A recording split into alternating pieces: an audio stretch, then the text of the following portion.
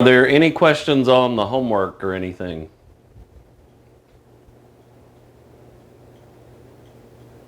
All right. If you think of something, let me know. So last time we were still talking about motion in one dimension and so forth, and talking about some calculus, some stuff about the calculus and how that fits into what we're doing. Are there any questions on that?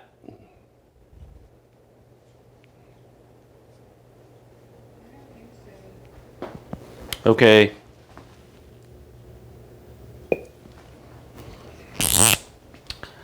Are we getting into chapter 3 today? Yes. Yeah. Today's going to be all about vectors. So that's the stuff starting in chapter 3, yes.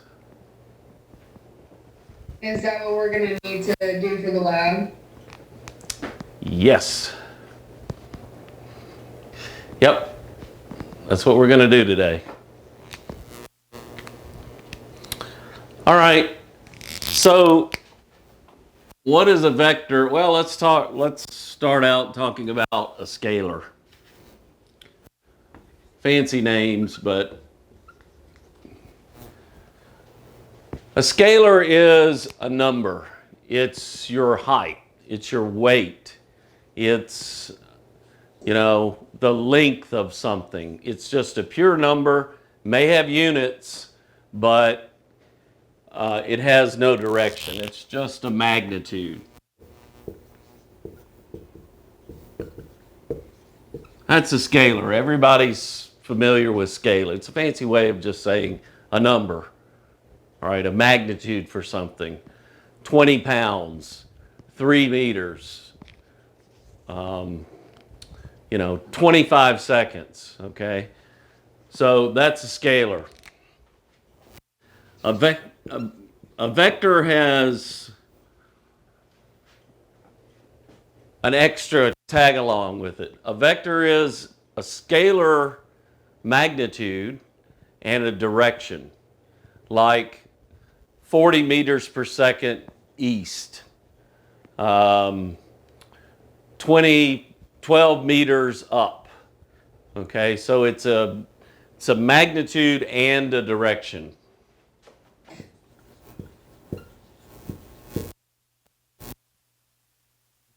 Magnitude and direction. Okay. So we're going to be working with vectors from here on out. I mean, through all your physics and engineering and other sciences, vectors are used over and over and over again. You've probably seen vectors somewhere. I'm thinking, I don't know where, but maybe somewhere. So it's good practice to get very familiar with using vectors and how they work and how you add vectors or subtract vectors, multiply vectors, all these normally algebraic operations that you've had with scalars, we'll have to learn how to do with vectors.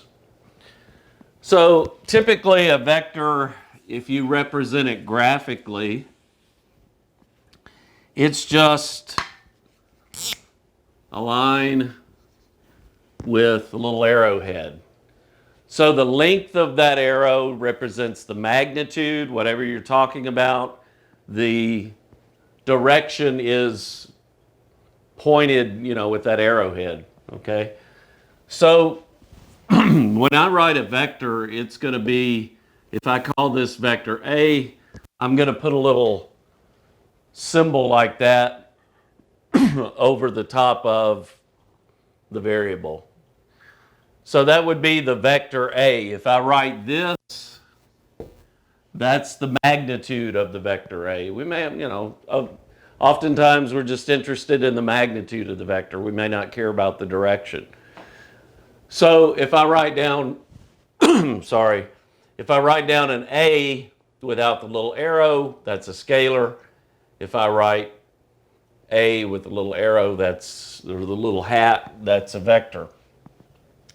This means the same thing. This is fancy. That means the absolute value of the vector or its magnitude. Sometimes I may write this, that just means magnitude A, okay? So if we're in the XY plane,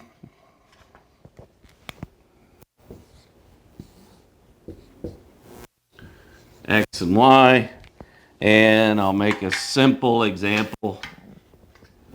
And you have a vector like this, call this vector A, okay? That vector can be represented by a magnitude and an angle. Whenever you state what the vector is, you always have to give a magnitude and somehow give a direction. We're going to learn how to use components and how to add vectors with components and so forth. But in polar form, what's called polar form, you have just the magnitude of the vector and its angle from the positive x-axis. So call this angle theta. Okay.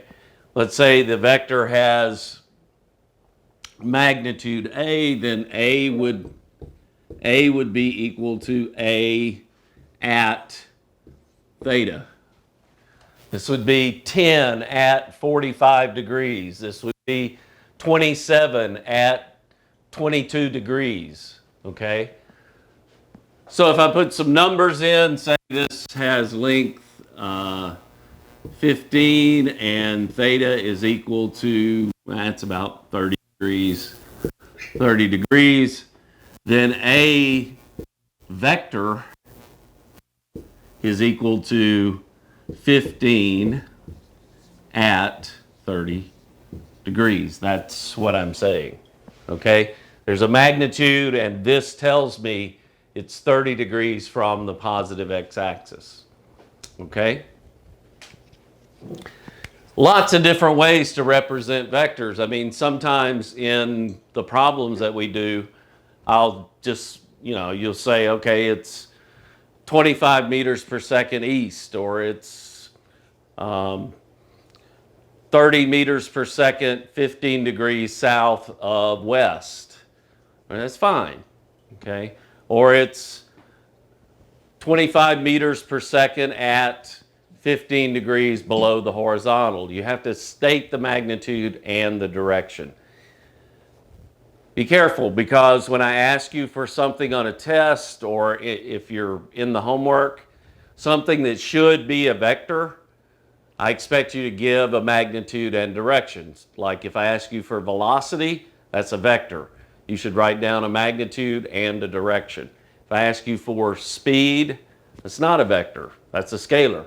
Speed is independent of direction, okay? So lots of ways to represent vectors. Let's talk about components of vectors.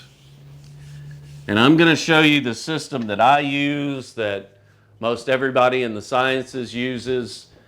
There is some different notation for this system, but it's pretty standard in all the text and pretty standard in what people do as far as publishing and research and all that stuff.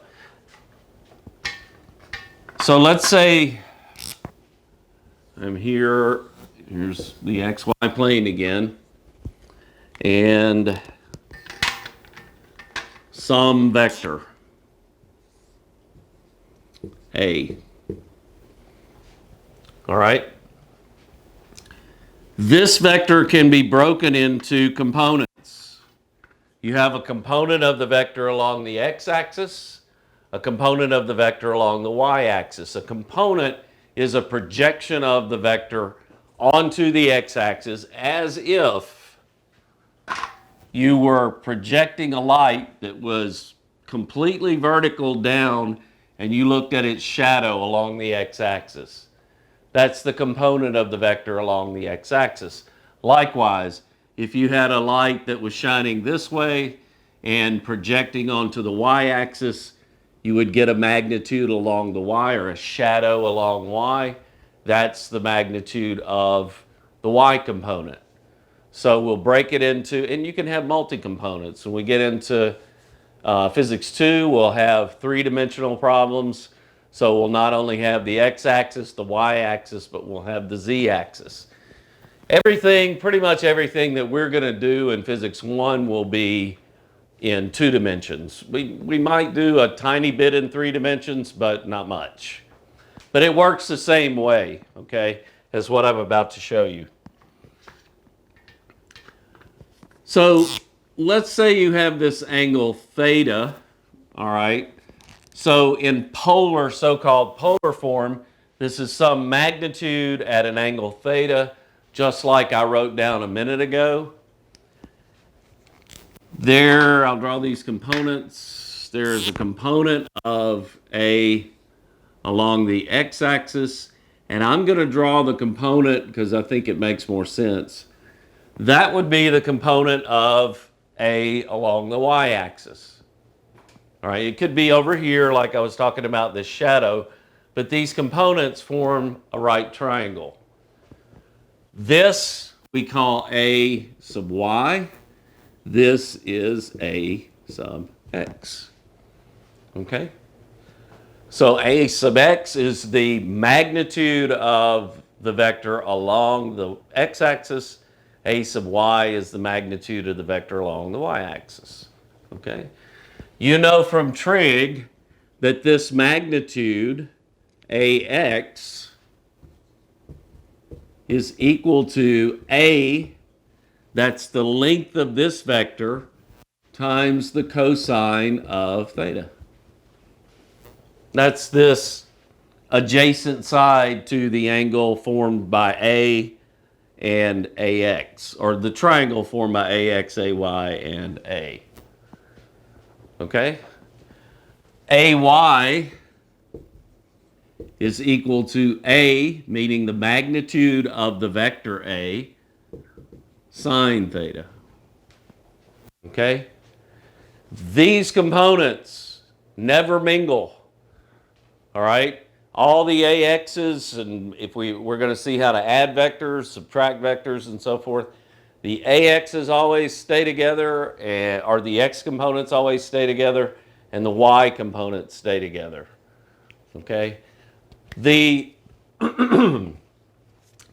space is divided into, or broken up into 3 dimensions. We live in a 3-dimensional space. Well, we could argue there's a 4th dimension. There really is time, or space-time. But these are called orthogonal. Orthogonal meaning whatever happens along the x-axis does not affect the y-axis. Okay, they're orthogonal to one another. There's no component of the y-axis along the x-axis. They're perpendicular to one another. They're orthogonal. They have some other properties, but nevertheless. Okay. So here's that funny notation that I'm going to add to this. I need another color. And you'll get used to it. It's a little bit strange in the beginning. Okay. I'm going to define a little vector called I hat and another little vector called j hat. I hat lives on the x-axis and j hat lives on the y-axis. K hat lives on the z-axis, but we're not talking about the z-axis right now. These are little placeholders. They're unit vectors. They have length 1. They're unitless. Okay? Unit vector means it has length 1. Unitless means it has no units. Okay? I hat lives on the x-axis. J hat lives on the y-axis. The motivation for this is when I write down a vector A, when I write this vector A, if I put a vector on the left side, I have to have a vector on the right side, or it doesn't make sense. So this notation gives us the ability to write down the components of the vector in terms of I hat and in terms of j hat. My voice today is not good. All right, so they're little placekeepers. They tell me, I-hat tells me, oh, I'm on the x-axis. J-hat tells me, oh, I'm on the y-axis. That's all they are. They're little placekeepers, but they're important. Okay, so I'm going to show you how to write this vector A in terms of components. A is equal to AX I-hat plus AY J-hat. Now that's redundant, but if I have a vector on the left, I must have a vector on the right. These little placeholders are my little vectors. I have a component of A in the X direction and a component in the Y direction. Some texts don't use these little placeholders, these little unit vectors. I would recommend that you not use that notation without these little placeholders.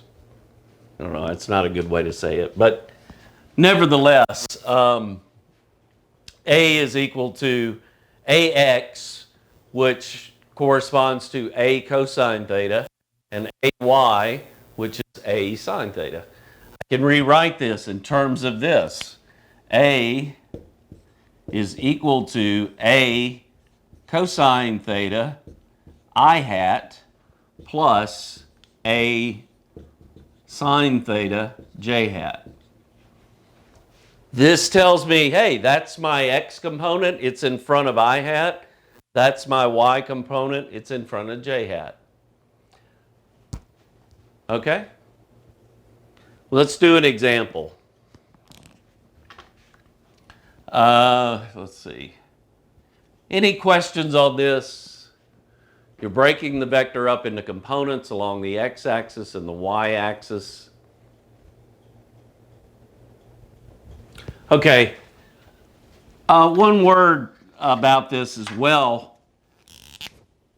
Let's say you have a vector. Let's look at all four quadrants. This is quadrant 1. This is quadrant 2. This is quadrant 3. And this is quadrant 27. No, this is quadrant 4. Okay. All right, it goes like that, counterclockwise.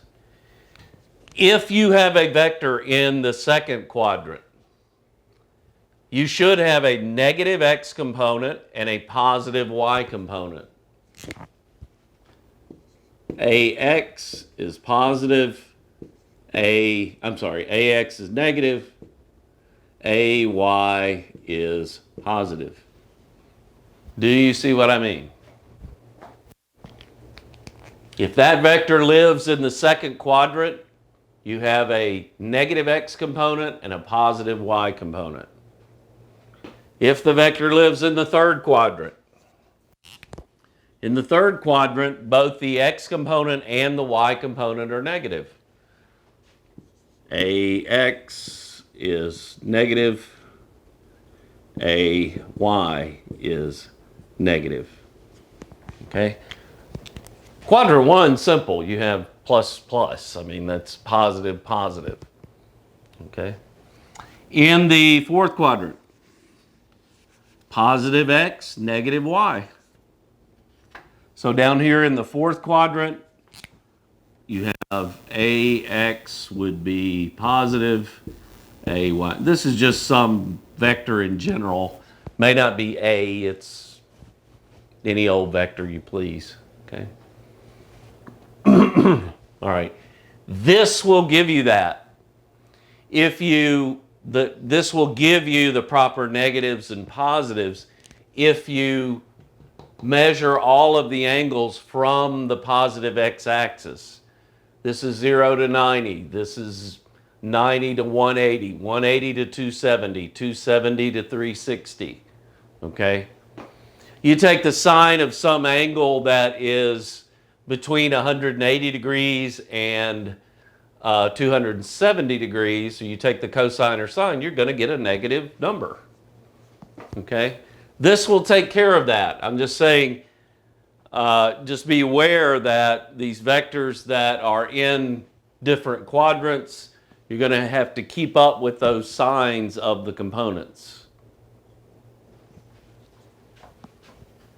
Okay.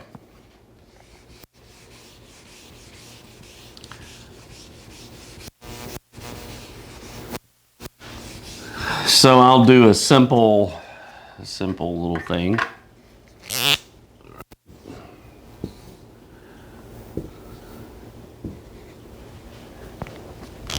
So let's have a vector over here in the second quadrant.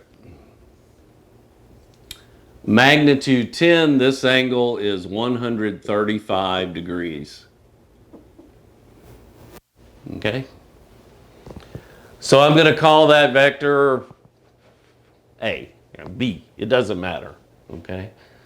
So writing this in component form, let me just write it in polar form. I've given you this vector in polar form. So A, this is the vector A. A is equal to 10 somethings, 10 meters, 10 meters per second, whatever it is. 10 at 135 degrees. That's polar form. All right. If I want to put this in component form, then I need to find AX and AY. I need to find the components of this vector at, I just need to find the components. So AX is equal to 10 cosine 135 degrees. AY is equal to 10 sine 135 degrees.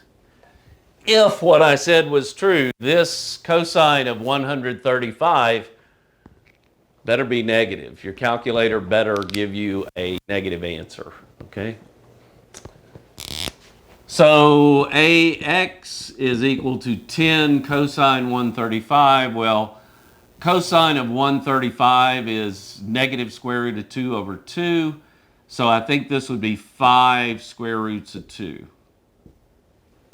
Can somebody check me on that, or about, what do you get there?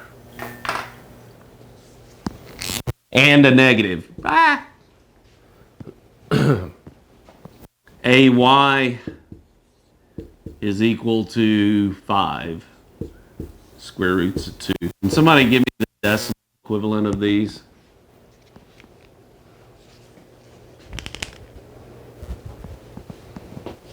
Okay, I'll calculate it.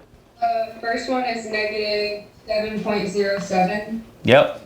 And then the other one is just the positive version. Yep. Okay. That's the components of the vector A. Now I'm ready to write this in component form. A as a vector is equal to negative 7.07 I hat. That's its x component plus 7.07 j hat. That's the notation we're going to use.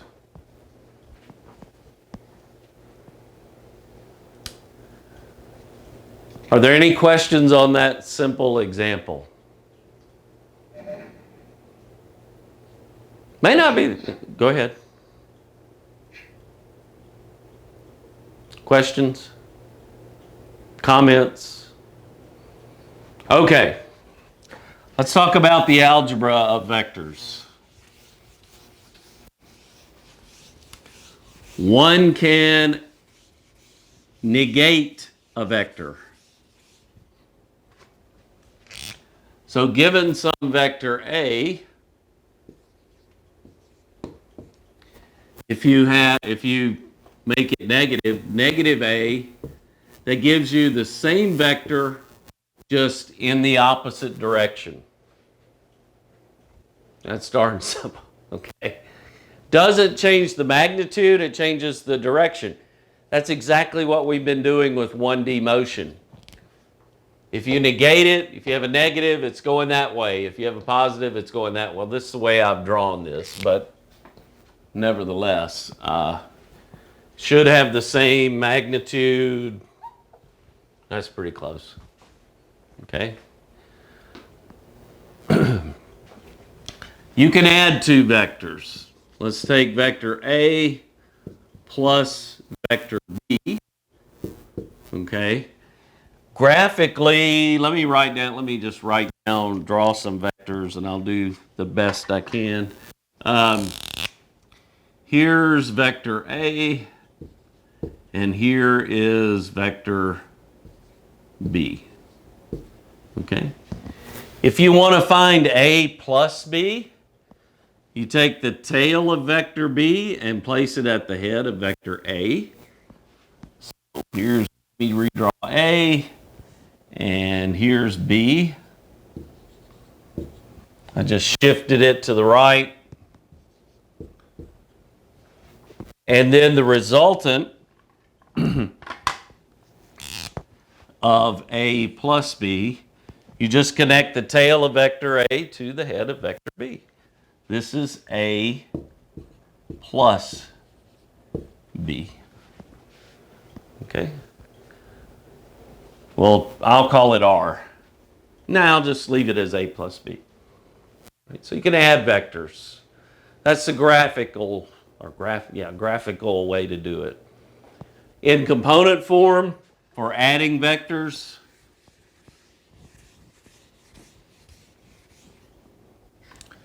let's say vector A is equal to A x I hat plus A y j hat.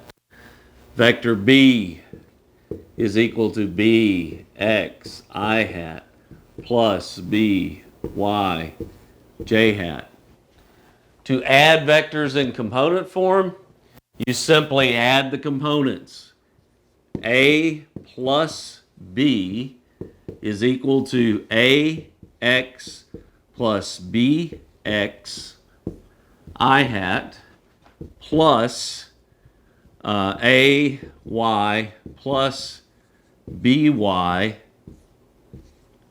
J hat. They don't mix. Don't add AX plus BY. That makes absolutely no sense. Okay?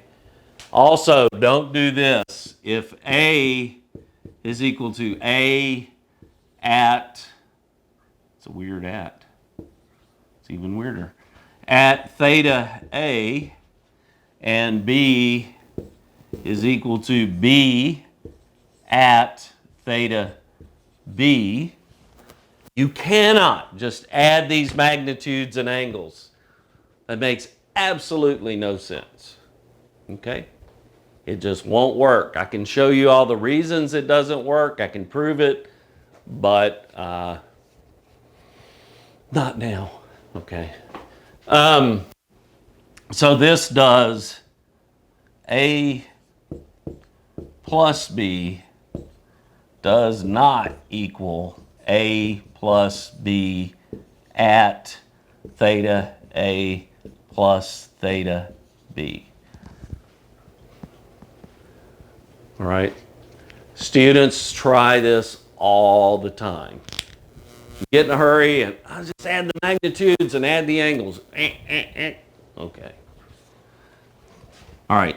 To add vectors, you have to put it in component form. To add them algebraically, you have to put them in component form and do this operation. You cannot do this. Or you have to do it graphically, old-timey way. Take a ruler and a protractor and do that. But, okay. You can subtract vectors. So can I. No, I mean one can subtract vectors. A minus B means this. Here's vector A. Here's vector B, like I had before, okay? A minus B means, just like it does with scalars, A plus negative B. You negate B and add it to A. All right? So in this case, if I negate B, B would be like this. Here's A. It's a little long. Here's A. And negative B just means I flip it in the opposite direction.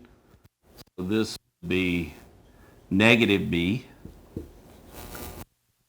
Okay. A very pessimistic B. And just like I did before, I put the tail of B onto the head of A and connect the dots. So here's the best I can do on a Friday at 11:36. Okay, there's A, and I'll move B down here. That's negative B.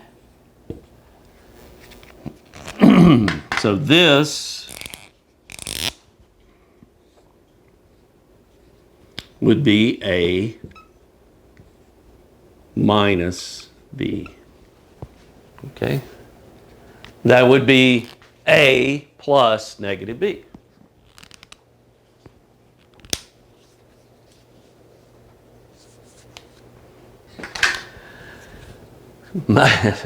This is just to get, hopefully this just gives you a way to kind of think about this stuff.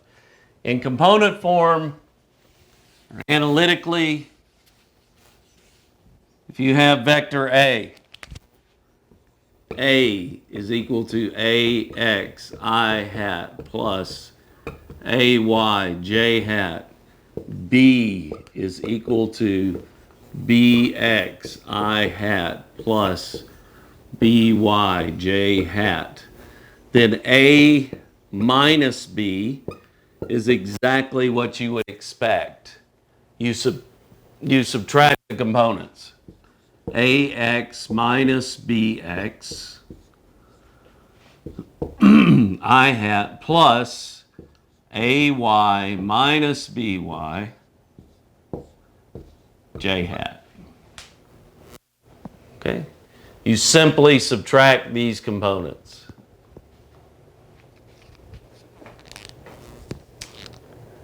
You can multiply a vector by a scalar.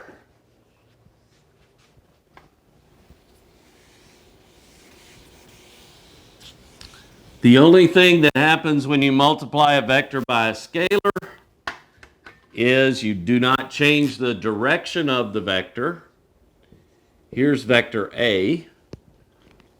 And you multiply vector A by little a, where little a is a scalar. Then, if little a is greater than 1, you just get a longer vector. You get a greater magnitude in the same direction. You can see this from A equals AX I hat plus AY J hat, then A, where little a is a scalar, it's just little a AX I hat plus little a AY J hat.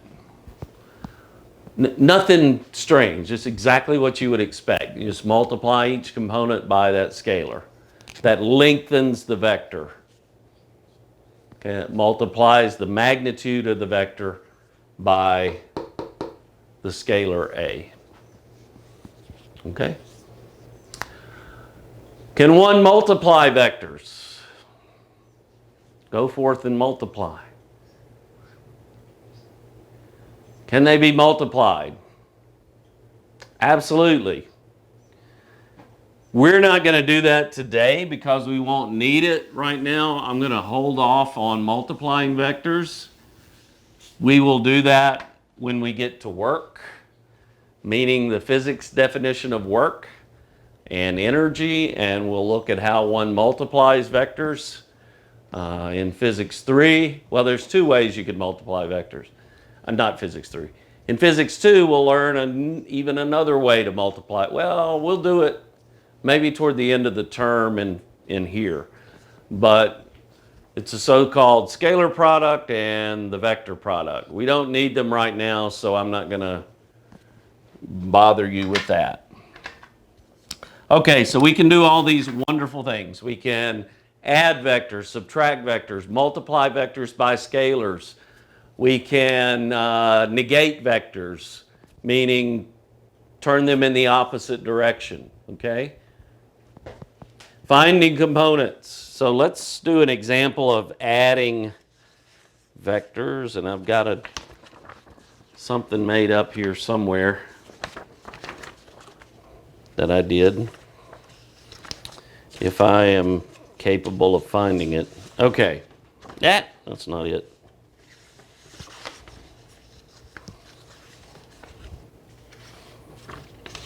Hold on a second.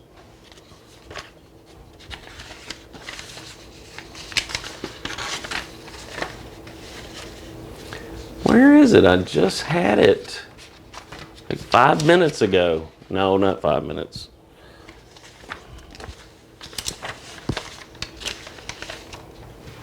Shit. I'll just make something up. It'll be great. It'll be fantastic. Okay, here's X and here's Y. So let vector A be magnitude, let's give it magnitude 10. And the angle 30 degrees. This is vector A. Over here we'll have the vector we had before. Let's see. Vector B. That's about right. So vector B has magnitude, let me give it something that's easy to calculate. Magnitude 50. No, it's less than this. I drew it short. Magnitude 5. And the angle for vector B is 100, let me draw it down here, 135 degrees. Okay?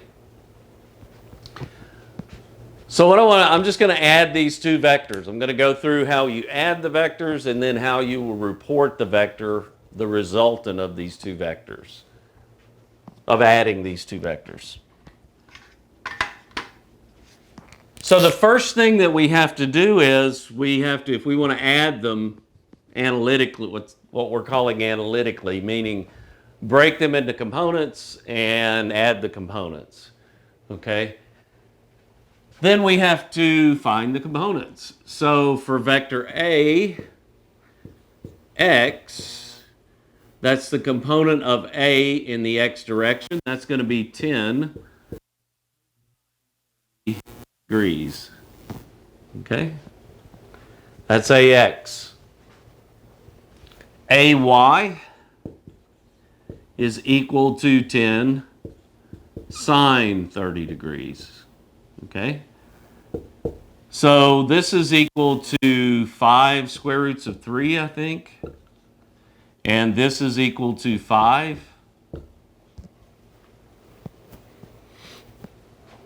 If I remember my trig. Can somebody calculate this, please? Give me the decimal equivalent of this. The first one is 8.66 and the second one is 5. Yeah. Okay. I knew that one. All right. Okay. So vector B. Bx is equal to 5 cosine 135 degrees, and that's 2.5 times the square root of 2. So that's about 1.7 or something. I don't know. What do you get for this? I got negative. Yeah, negative. So thank you. 3.54. Negative what? 3.54. Woo, I was way off. Okay. Rusty. All right, B y is equal to 5 sine 135 degrees, and that is equal to 3.54. Okay. Any questions on that? I just broke these two vectors up into components. Now, man, I hate to have to erase this. Now, let me see if I can squeeze it in over here, because I want to keep this picture. Okay, I'll work over here as best I can. All right, so A plus B is equal to AX plus BX I hat plus AY plus BY J hat. Okay. So this is equal to 8.6 minus 3.54 because we have AX plus BX. BX is negative. So you have 8.66 minus 3.54, and that is 5.12. Somebody confirm that or deny it? I got 5.12 for Yeah. X components. Yep, that's I hat. Plus AY plus BY. So that is 8.54. 8.54 J hat. Okay?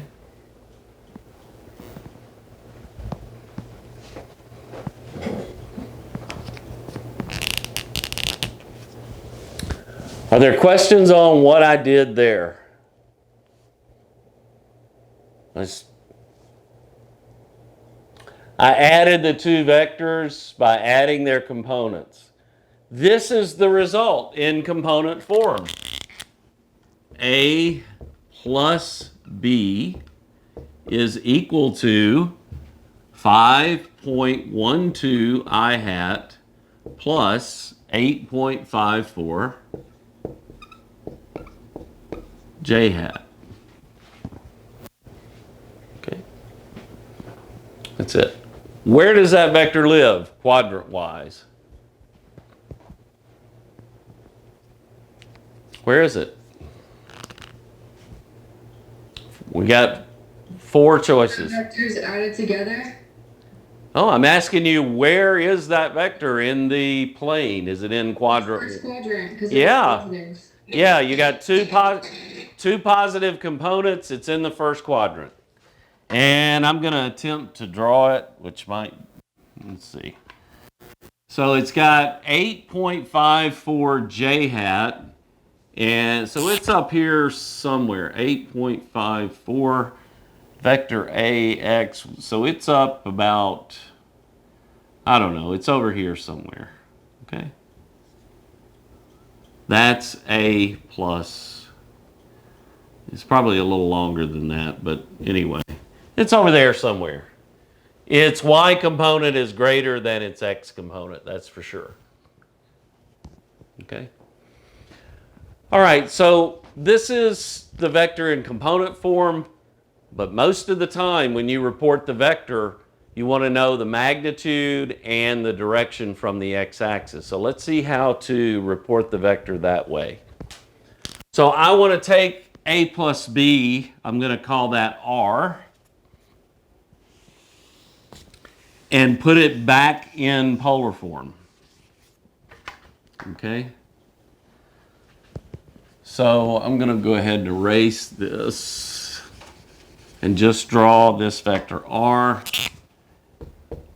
R means resultant of the addition of these two vectors.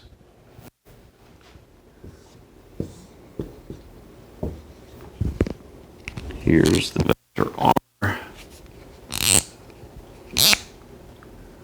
Something like that. That's R. Okay. And I'll call this theta R. All right. If you know the components of a vector, it's pretty easy to find its magnitude. How do you do that? How does one do that?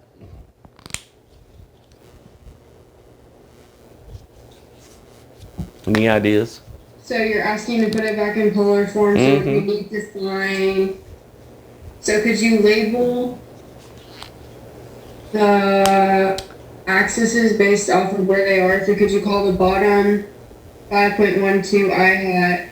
Yeah, that going up 8.54, and then use some type of you could use the Pythagorean theorem. That's it, Pythagoras.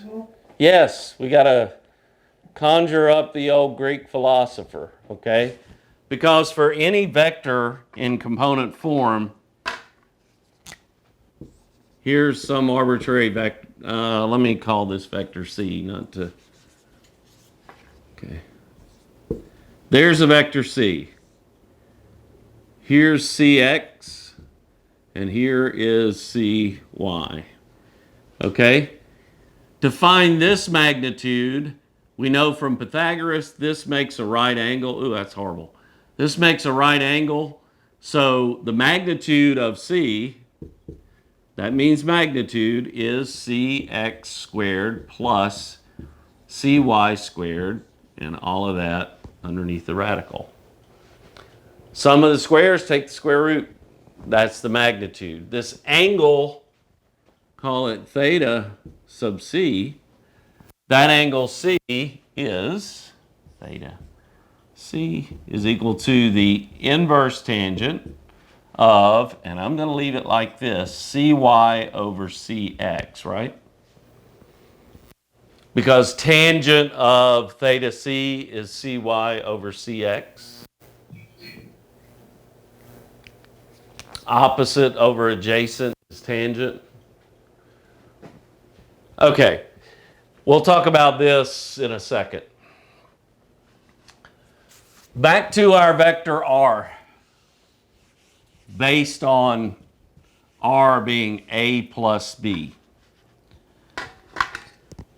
So, just like I wrote with that arbitrary vector C, R is equal to Rx squared plus Ry squared underneath the radical. So let's do that. That's equal to 5.12 squared plus 8.54 squared. Take the square root. Can you please calculate that? Maybe about 10? I got 9.96, so yeah, about 10. Okay. 9.9 what? 6. Thank you. So that's the magnitude of that resultant that we had from adding A and B. The angle is the arctangent of, or I'm old school, so I say arctangent. Everybody says inverse tangent, but really should be arctangent. The arctangent of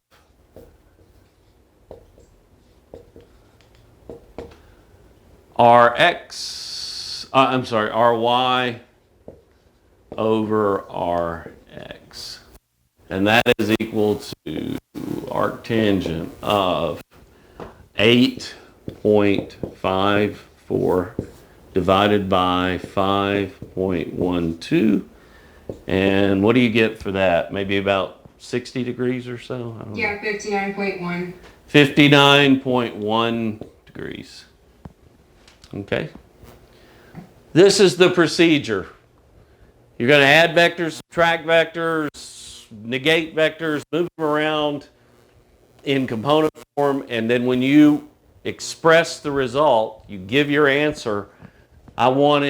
Typically I'm going to want it in polar form, a magnitude and an angle.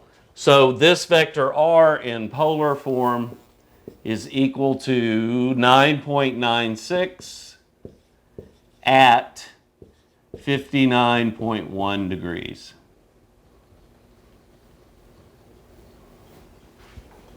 Okay. Are there any questions on that?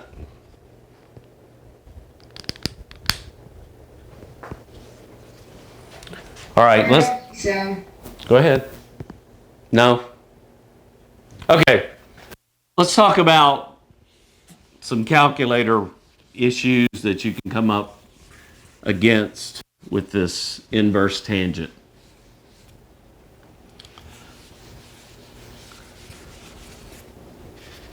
If you have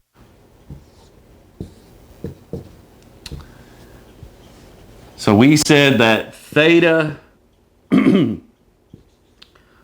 r of some resultant, whatever it is arctangent or inverse tangent of ry divided by rx. However, if your vector lives in the second quadrant or the third quadrant, by this method you are in trouble. Okay? Because your calculator, unless you've got some fancy, and I know you guys have fancy calculators, but it takes a little bit of work. This vector, when you take the components, remember this vector has a negative x component and a positive y component. That's going to give you a net negative here. Your calculator is going to return this angle. You with me? I'm just telling you to be careful of this. That's why I went through, when you look at the components, you can tell what quadrant your vector is in. If you take the inverse tangent of a vector, just plugging in the components, a vector that's in the second quadrant, you're going to get an angle that's in the fourth quadrant. If you don't believe me, try it. If you take the inverse tangent of a vector that has components in the third quadrant, that's a negative negative. That's going to give you a net positive here. It's going to return an angle in the first quadrant. Because your calculator's stupid. It doesn't know that what you're asking for is a vector in the third quadrant, unless you have a specific way to tell it. Okay, maybe you can figure out that way. So if you do this operation and you're in the second or third quadrant, you must add 180 degrees to your answer. I don't do it that way. I do it a different way. The way that I learned back in ancient times. But this is sort of the way you guys do it nowadays, and I'm just warning you that say you're in the third quadrant. Well, let's look in the second quadrant. Say you're in the second quadrant, and this vector is some, I'm just going to get rid of all these other ones. Okay. So here's your vector. The vector is A equals negative 5i hat plus 5j hat. Okay, and you want to know the angle. So theta A is equal to inverse tangent of 5 over negative 5, right? That's equal to the inverse tangent of negative 1. And your calculator, I think, will give you an answer that is negative 45 degrees. Try it.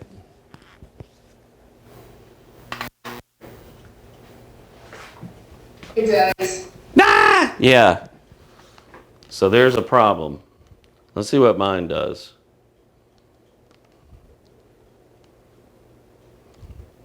Yep, negative 45. Dumb old calculator. So what you have to do is add 180.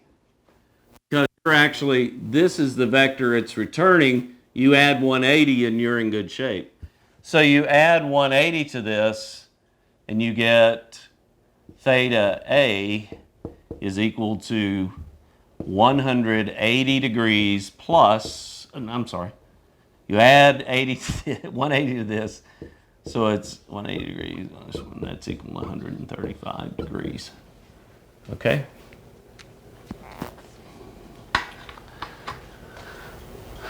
And that's in the second quadrant, 135 degrees. That's where you want to be.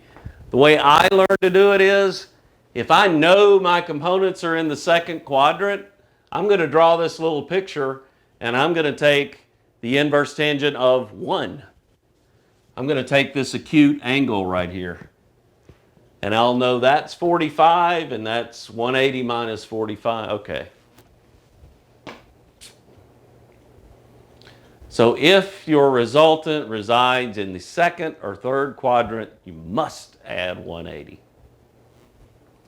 First or fourth, you're good. Your calculator will give you the correct answer.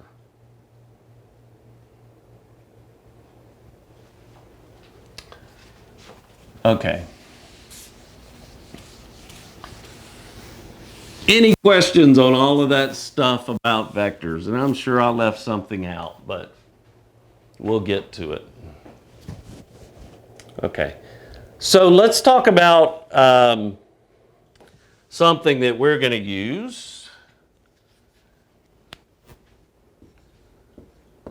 We're going to define some vectors that will be useful for us in our journey. Okay, the position vector. The position vector is just turning a position in the xy plane into a vector. So here's the xy plane. Here's some position. Here's some point in the plane xy. I just made it in the first quadrant. Could be over here, could be here, could be here, could be out here, could be out at the edge of the universe. I don't know. The position vector r is equal to xi hat plus y j hat. Seems kind of silly, but I'm going to see how useful this is. Okay. That's the position vector. All right. Let me draw it. Typically called little r. That's little r. Okay? It's that point, we turn it into a vector. That's the point x, that's the component, and that's in the I hat direction. Y, that's the component in the j hat direction. Nothing strange going on, just exactly what you would think. Okay, and just turning that point into a position. And let me tell you, this is a position with respect to your coordinate system. If I had drawn the coordinate system up here, this would be a different vector. Okay, it's with the position with respect to the origin of your coordinate system. Okay? Now, using this, we can define the displacement vector. Use this. This is 2D. We know what it is in one dimension. In one dimension, it's simply x final minus x initial. In two dimensions,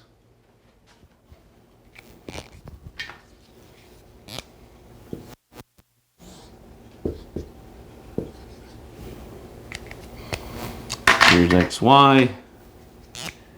Here's your initial position. This is r initial.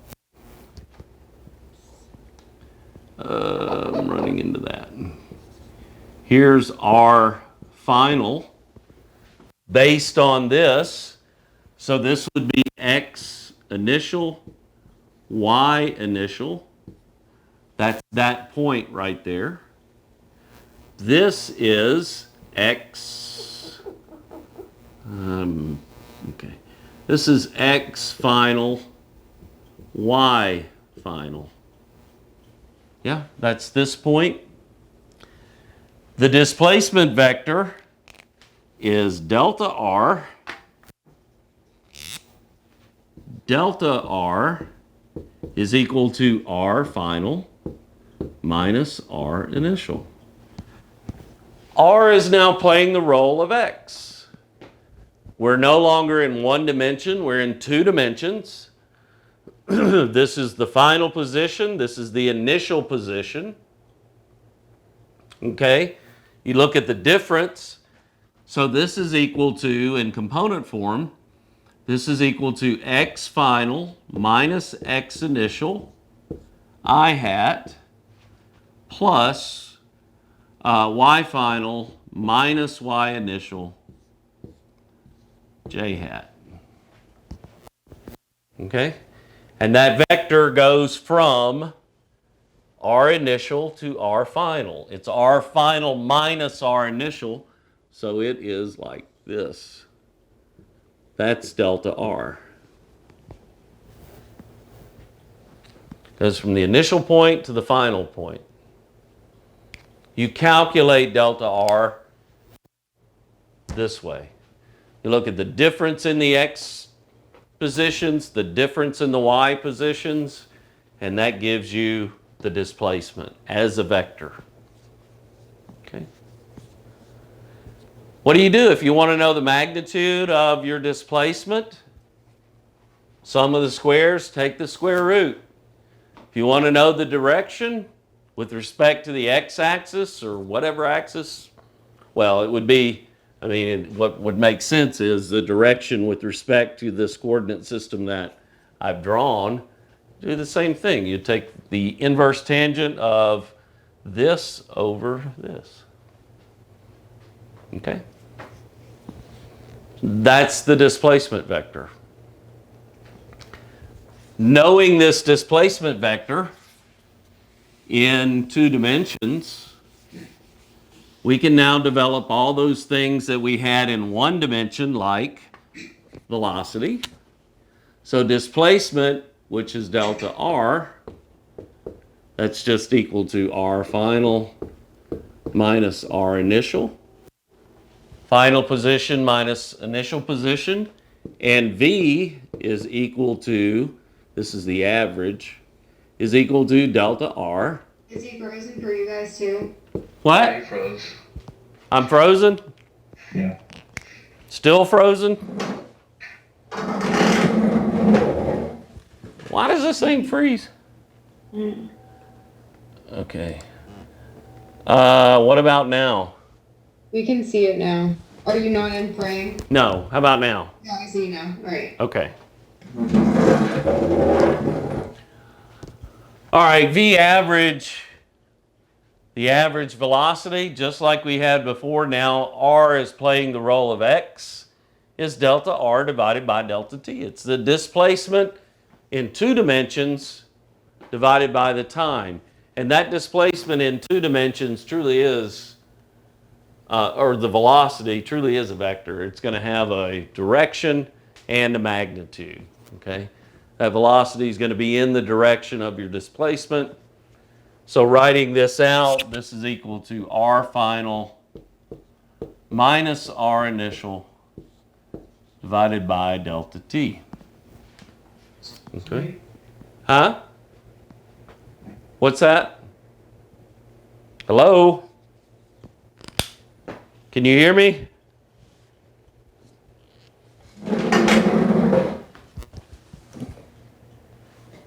Are you guys still there?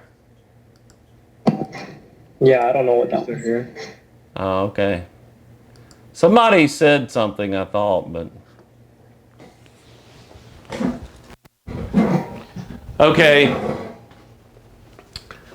That's the average velocity, the instantaneous velocity, and we're going to see how to use all this stuff, is dr dt, just like you would expect. Okay, the instantaneous velocity in one dimension is dx dt. In two dimensions or three dimensions or seven dimensions, it's dr dt. R takes care of both dimensions, x and y. Acceleration. Acceleration is delta v divided by delta t. That's equal to v final minus v initial. Notice I'm writing the vectors divided by delta t. You have to look at the difference in the velocity vectors. A, the instantaneous, is dv dt, which is equal to the second derivative with respect to position of t. Not the, it's A. Let me rewrite it. A is equal to, okay.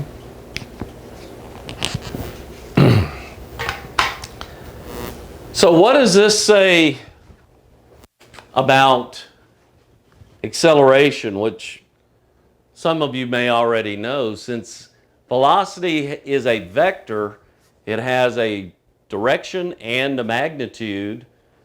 This says that I don't even have to change the magnitude of the velocity. All I have to do is change the direction and I will get an acceleration. You've all experienced this.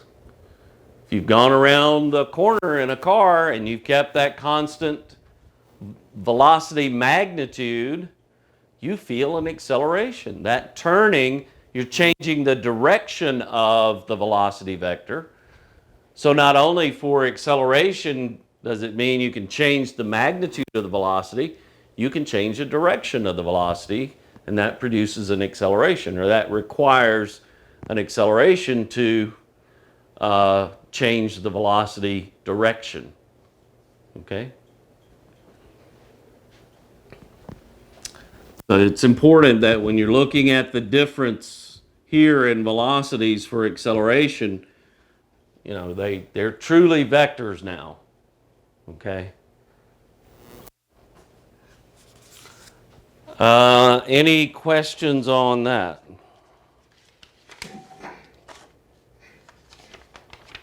And by the way, velocity, just like position, velocity is equal to Vx I hat plus Vy j hat. It has a component in the I hat direction and a component in the Y hat, in the J hat direction. Likewise, acceleration, Ax I hat plus Ay j hat. Has components. This is 2D.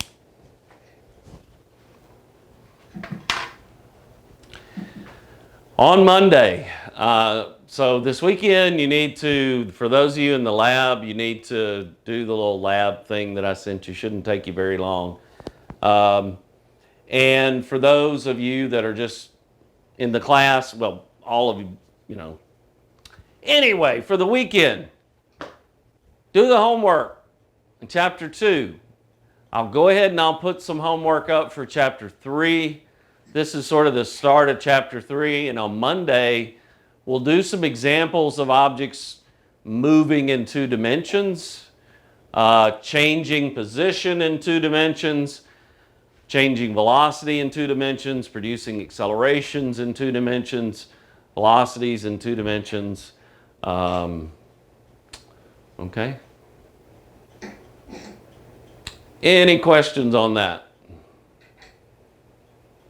Yeah, I'm sorry if someone already asked, but I just wanted to know, is chapter 2 homework due sometime tonight or is it due next week? It says the due date is for August 8th. That's correct. August 8th, right.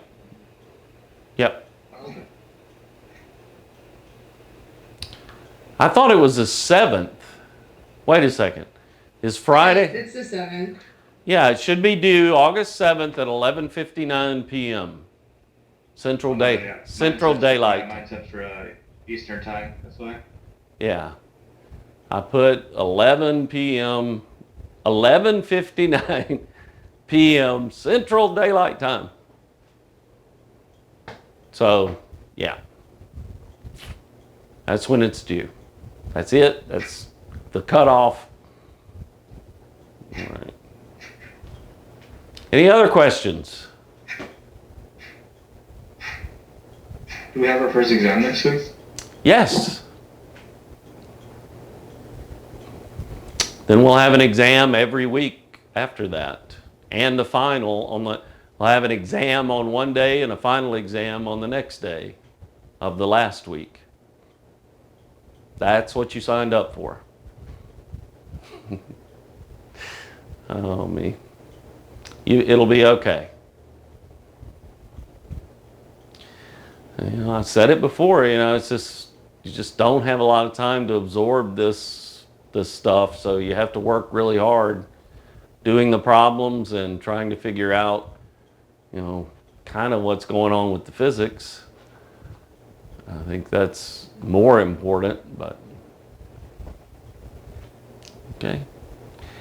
I realized today was pretty technical. We got a lot of sort of, you know, I say tools in our toolkit. We built up a lot of notation, but we're going to use all this notation in the problem solving. So I think it's useful to go ahead and just show you the notation, show you what it's going to look like, and then we'll start using it. We'll see how it works over and over and over again. All right, guys, if you have any questions over the weekend, don't bother me. Ask somebody else. No, I'm kidding. You're welcome to email me or text me or whatever, and I'll try to help you. So, okay, have a good weekend. I'll see you on Monday.